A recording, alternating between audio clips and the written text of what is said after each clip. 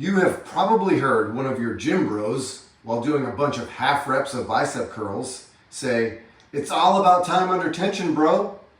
Then maybe you asked, "Well, what does that mean?" And your gym bro said, "It's science." And then that was as far as the conversation went.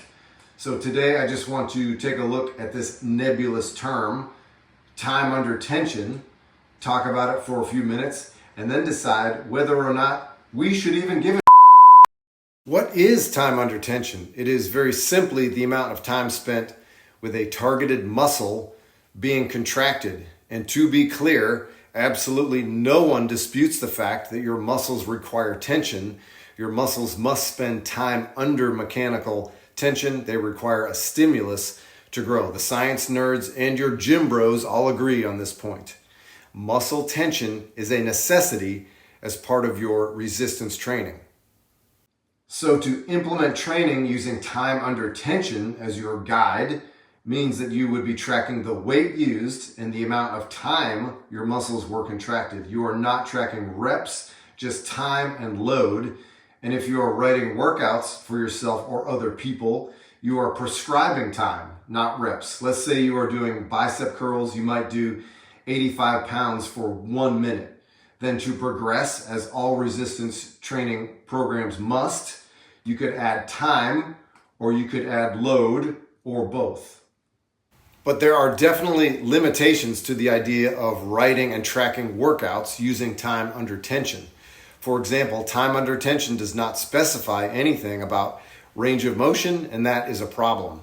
You can get stronger in a partial, limited range, and we all know that performing exercises through the fullest possible range with good technique and control is better for your joints, and it is better for muscle growth. That is not debatable. Time under tension says nothing about range. Time under tension does not specify what type of muscle action we are using, as in concentric, eccentric, or isometric. This is also clearly a problem. We need to know how we are moving the weight. Time under tension does not specify how close to failure we are. We all know that gains in hypertrophy and strength come when you are closer to failure, specifically with 3 reps in reserve or less. And lastly, time under tension is significantly harder to measure and track than sets and reps. Do you need an assistant to start and stop your timer right when you begin and end your work sets? Or do you set up a timer somewhere where you can see it for the duration of all your sets? And let's say you lock out at the top of a rep of back squats and you take a breath or two. Do you need to stop the timer, then restart it when you begin the eccentric portion of the next rep? It is definitely possible to manage the timing aspect of time under tension, but it is way more difficult than measuring sets and reps. How to fix these problems? What you could do is count regular sets and reps and not worry about the time. When you are counting sets and reps, guess what? You are still accumulating time under tension, but you are not having to deal with starting and stopping a timer every set or even between reps.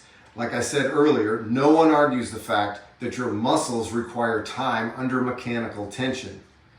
They need a stimulus to grow. The concept of time under tension is valid, but the best way to implement it is by doing full range of motion exercises with good technique and tracking your load, sets, and reps. End of story. Please like or dislike this video and say mean things in the comments. See you next week.